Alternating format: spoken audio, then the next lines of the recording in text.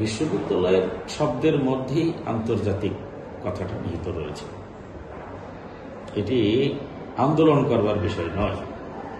বিশ্ববিদ্যালয়ে আমি যেটি দেখতে চাই সেটি হলো শতভাগ এইখানকার বিশ্ববিদ্যালয়ের অবস্থানগত কারণে এটিকে অগ্রসর করতে চাইলে এর শতভাগ আবাসিকীকরণ করা লাগবে ছাত্রছাত্রীর, এবং শিক্ষক কর্মকর্তাদেরও আবাসিক এলাকায় থাকতে হবে। তাহলে এইটির একটি উন্নতি সম্ভব। এবং এইখানে একটি কথা প্রায়ই আমার কানে আসে যে ইসলামী বিশ্ববিদ্যালয়ের ছাত্রছাত্রীদের ম্যানার্সের সমস্যা।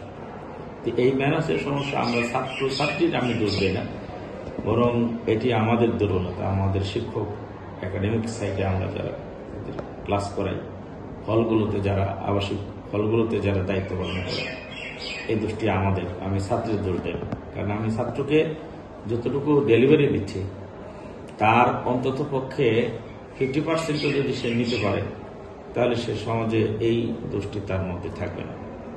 তা আমি দেখতে চাই আগামী পর্যায়ে ইসলামী বিশ্ববিদ্যালয়ের যেটা আমি দেখতে চাই সেই জায়গাটায় যাইতে হলে রাষ্ট্রীয় বাজেট এখানে বাড়াতে হবে। এখানে গবেষণা, বিশ্ববিদ্যালয়ের বাণিজ্য গবেষণার কার্যক্রম এবং তুলনামূলকভাবে অন্যান্য বিশ্ববিদ্যালয়, বিশেষ করে খুলনা বিশ্ববিদ্যালয় এবং শাহজালাল বিজ্ঞান প্রযুক্তি বিশ্ববিদ্যালয় আমাদের পরে প্রতিষ্ঠিত হয়েও তার অনেক দূরে এগিয়ে গেছে, কারণ গভর্নমেন্টের বাজেট তারা অনেক বেশি পায়।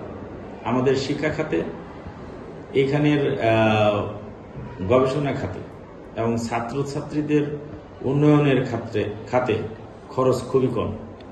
এই জিনিসগুলো, এই বাজেটগুলো বাড়াতে হবে এবং প্রশাসনকে হইতে হবে এই বিশ্ববিদ্যালয়ের শতভাগ যে সমস্ত শিক্ষকরা এইখানে রিনাউন্ড, যারা ক্লাস পরীক্ষা রেগুলার নেয় এবং ছাত্রছাত্রীদের সাথে যারা জড়িত, যারা এই বিশ্ববিদ্যালয় সম্পর্কে ভাবে বা যারা এই বিশ্ববিদ্যালয়কে ওন করে, এই ধরনের লোকজনকে এই বিশ্ববিদ্যালয়ের দায়িত্ব দিতে হবে। তা না হলে এই ভাড়াটিয়া লোক দিয়ে বিশ্ববিদ্যালয়ের উন্নয়ন সম্ভব না।